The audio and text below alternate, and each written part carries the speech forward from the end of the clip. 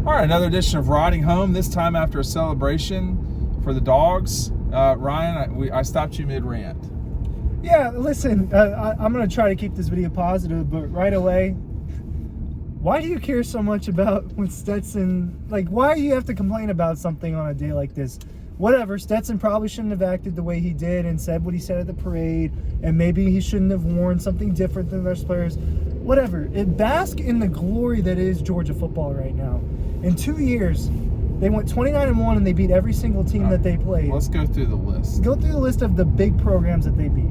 Ohio State, Alabama, Clemson, Oregon, TCU, Florida, Auburn, whatever, LSU. I mean, Tennessee, does that count? Kent State, Missouri, which certainly we were talking about this on the way back. You know, you and I don't know if everybody went out to the Missouri game or not.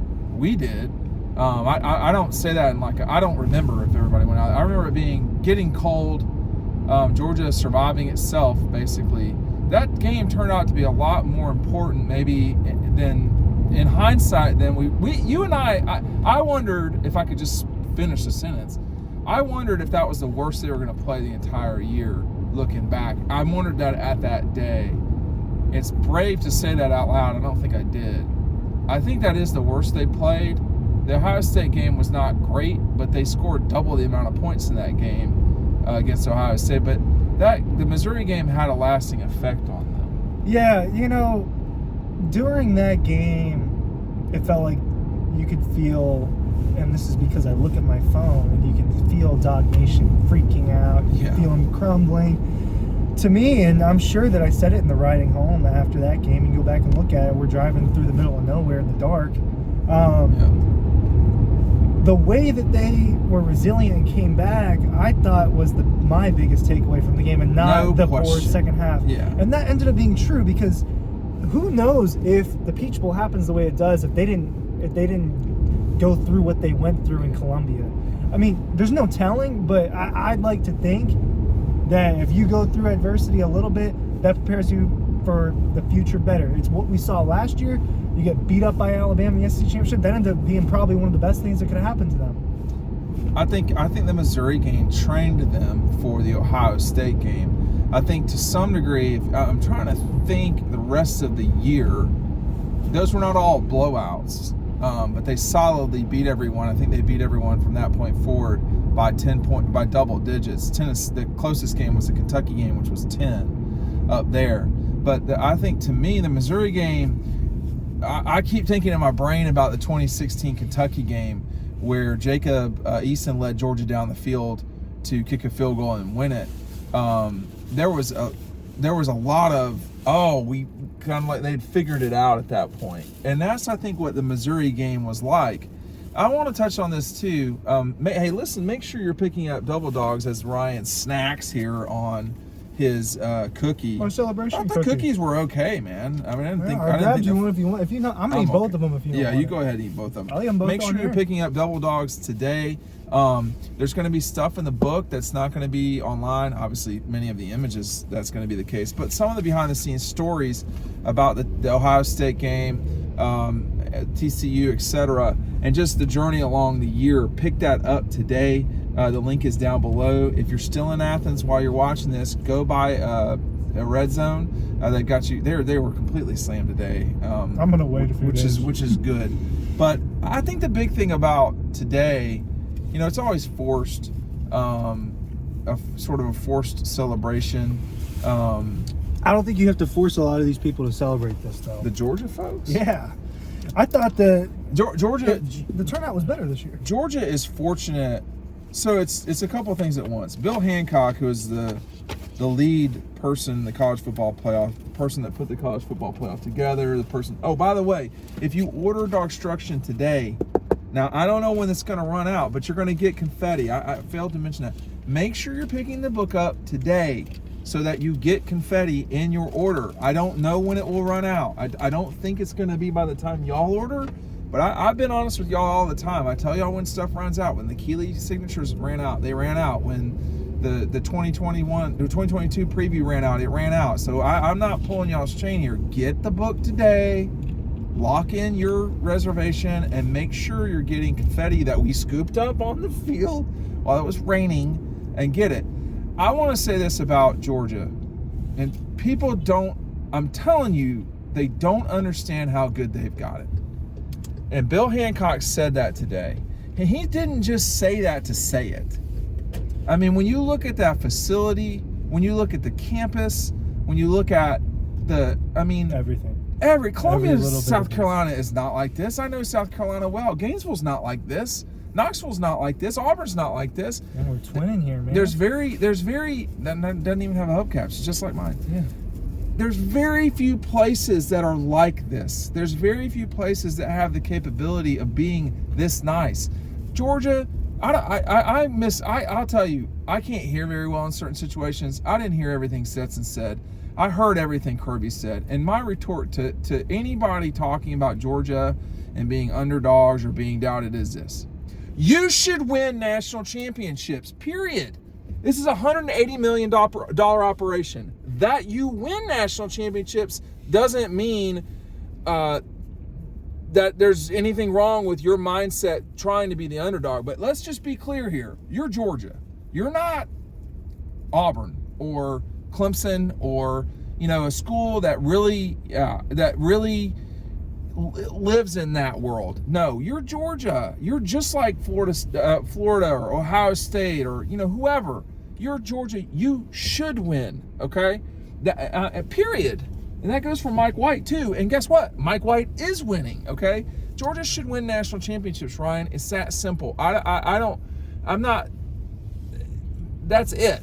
It's not, but when that they do, doesn't mean it's going to ever be easy. I mean, I don't understand. Georgia really, as an institution, is one of the elite places in the globe, and that it can combine elite athletics with an elite academic institution is rare. I mean, it's rare. There's not that many schools. No, North Carolina, Georgia, Michigan. There's not a lot of places like Georgia, but Georgia should win. Yeah. No, period.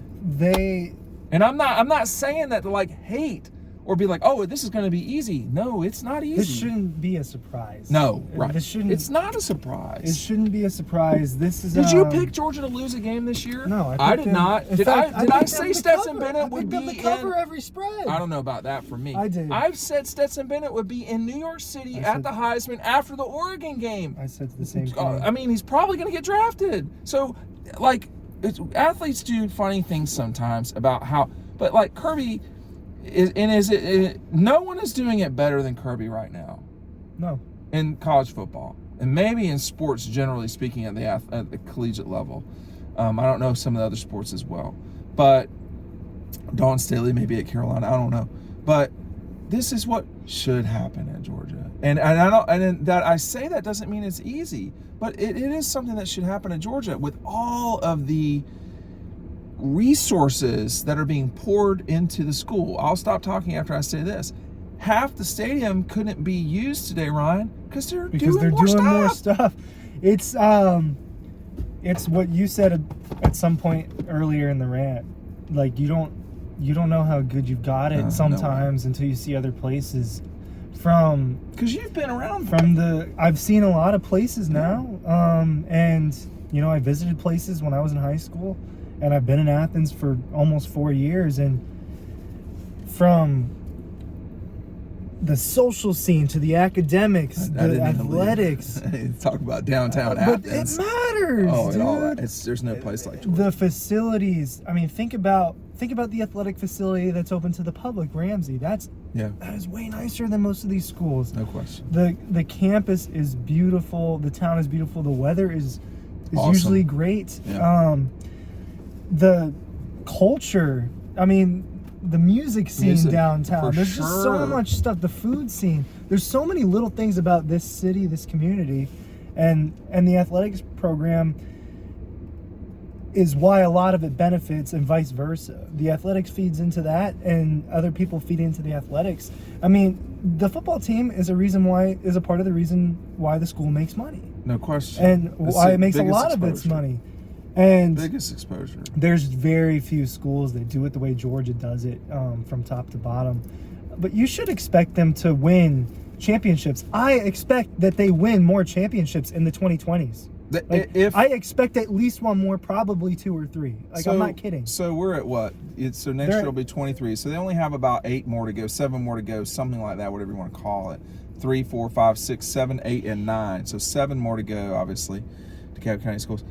They were getting on to me about my math in a video the other day, dude. Well, we didn't go to Georgia Tech, man. I'm a journalism major, bro. I went to Coker and then Georgia. I did not go to Georgia Tech. But it's all there. The number one thing about this state, the number one resource, are its people. I mean, you have people move here. They want to be in Atlanta. It is the global. New York's great, but this state continues to grow. Well, let me say this.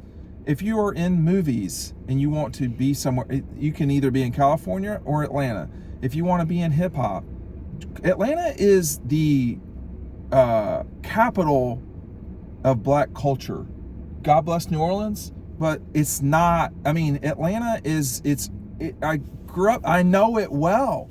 If you want to be in finance, there's tons of it in Atlanta. If you want to be, in cars, in terms of manufacturing and so forth, you got Kia on the border with Alabama. They're building batteries in Commerce.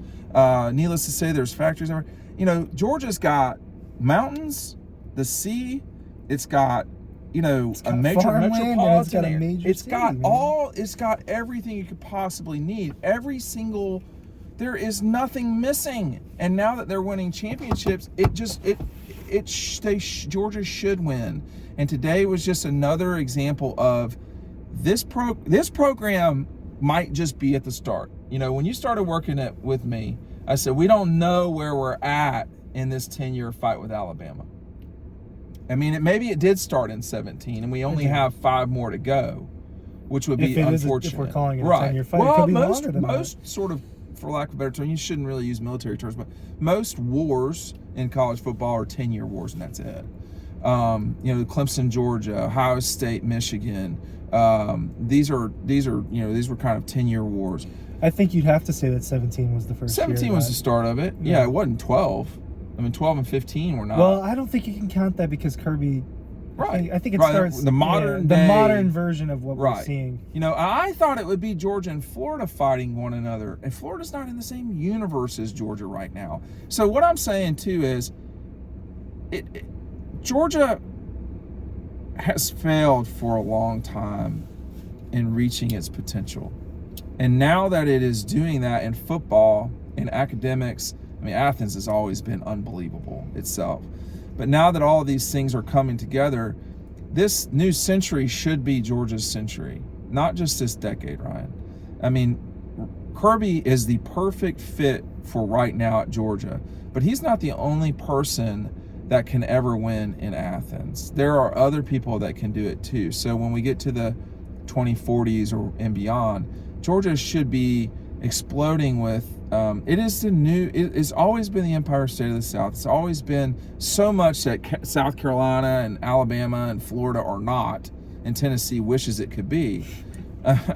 Seriously. I've been saying for a long time, Georgia's one of the best states. Oh, no question. Top 10. It's top 10 for sure. And you take all that economic power and might, and you put it, and you take that, and you've got Tech and you've got Georgia, who are both powerhouse academic, Emory for sure. You've got these powerhouse public institutions, and their athletic departments are not in the same universe because Georgia's always been serious. It has captured the imagination now of people in their teens. Everybody wants to go to Georgia. Everybody generally speaking. It's true. Everyone. It is.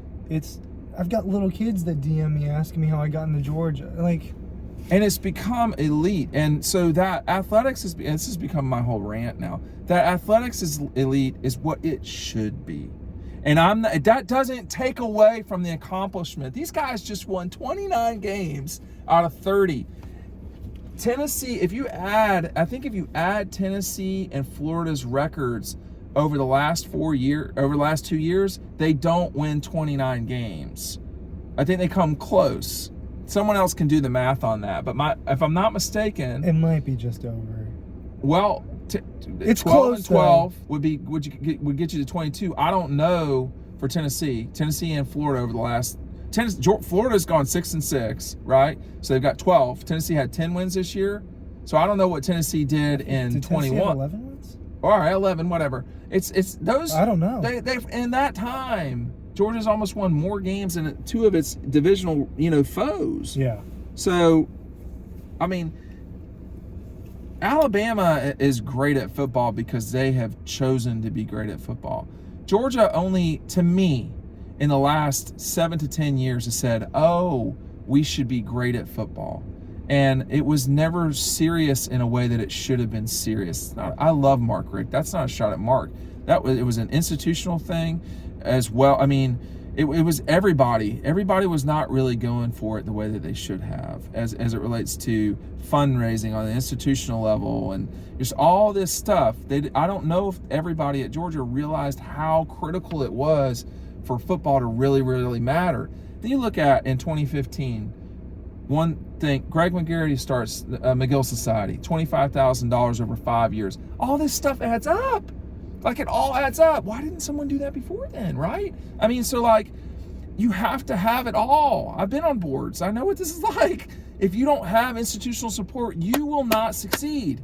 And right now, Georgia's got it in a way that Florida's not serious like Georgia is, man. This is not going to be the last parade that Georgia has. They choose to win. You have to choose to win. They choose to win, and they've chosen to dominate while doing it. Yeah. I mean, this doesn't just happen. No. It's the same way I was talking about the other day with this season. Perfect season doesn't just happen. No. There are a lot of little things that happen along the way that build to perfect.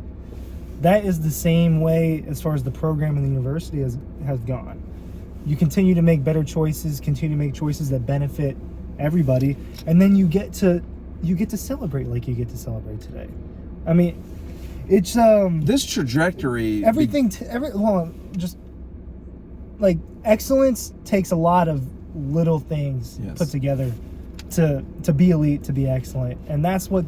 I mean, the university has been doing that for at least a few years now. Well, it started in the 90s with the lottery, and and then from that point forward, the state and the university have grown in a way that there's just not a lot of places like Georgia. There's not a lot of places like Athens.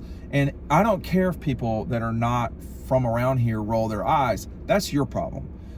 It's the truth. It's what it is. And the football team is only the manifestation, I guess, or whatever the correct word is. It is the best example of what the university has been for a long time. It's a symbol of it. This university doesn't even have a medical school. It's had an engineering school for 10 years. Yeah, it's very. I mean, and it's an elite.